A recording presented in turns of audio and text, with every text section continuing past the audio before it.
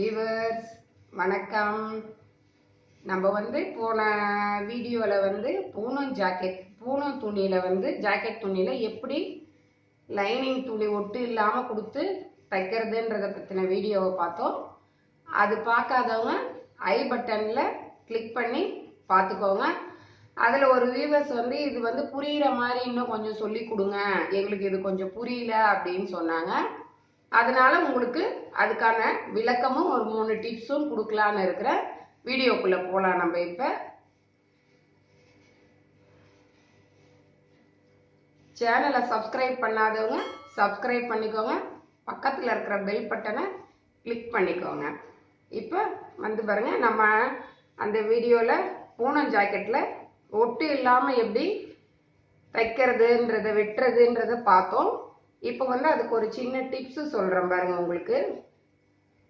இப்போ இது lining blouse cut பண்ணி வச்சிருக்கிறோம் நம்ம. அது இந்த துணி பூனம் ஜாக்கெட் துணிக்கு இப்போ இதுக்கு கட் பண்ணி வச்சிருக்கும் போது நம்ம மற்ற ஜாக்கெட்டுக்கெல்லாம் பார்த்தீங்க அப்படின்னீங்கன்னா இந்த முதுகு பக்கத்தில் நம்ம ஒரு 1.5 இன்ச் அளவுக்கு மடிக்கிறதுக்காக இப்படி விட்டுட்டு நம்ம மடிப்பு வேணும் அப்படின்னு சொல்லி நம்ம விட்டுட்டு நம்ம துணி அளவு எடுத்து கட் பண்ணுவோம்.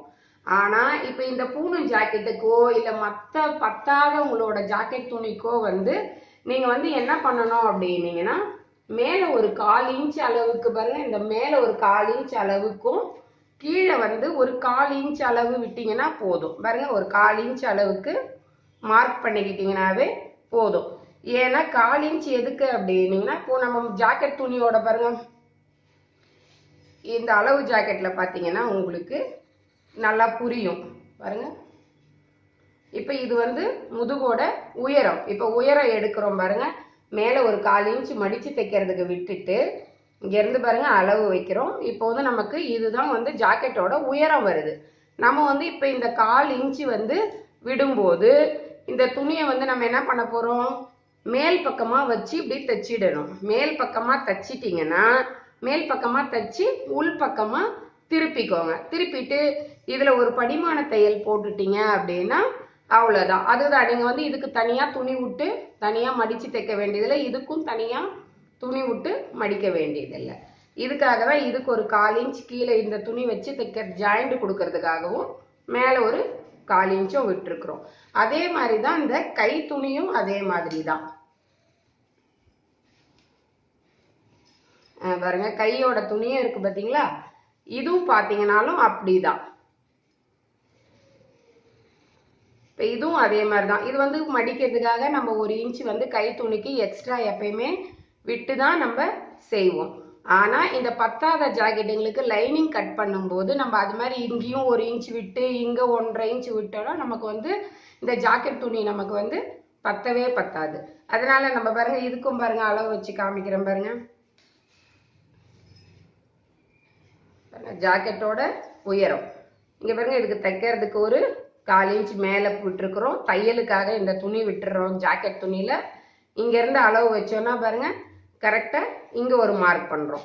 அதே மாதிரி இதுலேயும் அந்த 1/4 இன்ச்சு தான் நம்ம விட்டு லைனிங் துணியில் கட் பண்ணியிருக்கிறோம். இதுவும் அதே மாதிரி தான்.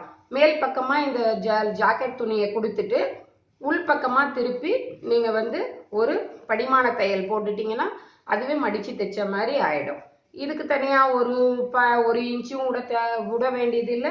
இதுக்கும் நீங்கள் 1.5 இன்ச்சு அதிகமாக விட வேண்டியதில்லை. இப்போ நமக்கு இதுல எல்லாம் துணி கொஞ்சம் மிச்சமாகுது.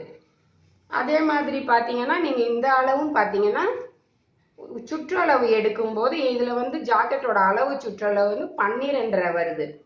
இப்போ 12.5 அப்படின்னும் போது பாருங்க, எக்ஸ்ட்ரா ஒரு 2 புள்ளி விட்டுருக்குறோம். இது எதுக்கு அப்படின்னீங்கன்னா சைடில் தச்சு முடிக்கும் போது நீங்கள் இந்த பூனம் லைனிங் துணியையும் பூனம் துணியையும் ஒன்றா சேர்த்து ஒரு தையல் போட்டு இப்படி திருப்பிட்டீங்கன்னா உள்பக்கமாக திருப்பிட்டீங்க அப்படின்னா உங்களுக்கு இங்கேயும் பிசுறு இல்லாமல் பார்க்கறதுக்கு அழகாக தெரியும். அதுக்காக தான் இதுலேயும் ஒரு 2 புள்ளி மிச்சமாக விடுறோம் துணி.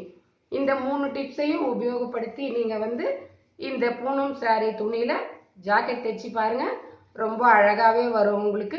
அப்படியும் இன்னும் ஏதாவது சந்தேகம் இருந்தால் கமெண்ட்ல கேளுங்க. நாங்கள் டெலிகிராம் சேனல் ஓப்பன் பண்ணியிருக்கோம், நீங்கள் அதுலேயும் கேளுங்க, உங்களுக்கு நான் பதில் சொல்லுவேன். ரொம்ப பிடிச்சிருந்தா லைக் பண்ணுங்கள், ஷேர் பண்ணுங்கள். ரொம்ப நன்றி.